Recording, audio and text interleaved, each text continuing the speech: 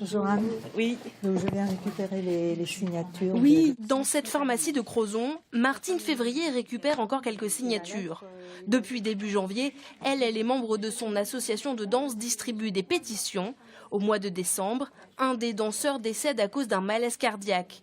Le SAMU de Brest met près de 50 minutes à venir sur les lieux du drame. Une attente impossible à supporter pour les membres de l'association qui ont décidé d'agir.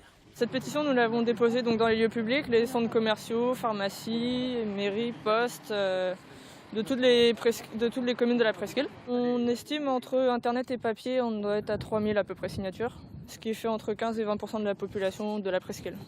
D'après les gens qui signaient la pétition, ils entendaient dire par des voisins, par des proches, que justement, un drame comme ça leur était arrivé aussi, par le manque de secours rapide.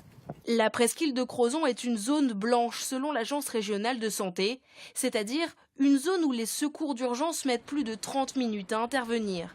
La mairie a mobilisé des fonds pour la santé, elle prévoit notamment de réhabiliter l'hôpital local en centre hospitalier, mais toujours aucun service d'urgence en vue. Et dans ce cadre-là, puisque vous me posez la question, y aura-t-il un urgentiste ?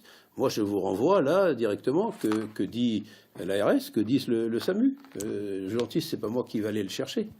Face à ce manque, l'Agence régionale de santé a mis en place depuis début novembre un nouveau dispositif, les médecins correspondants SAMU.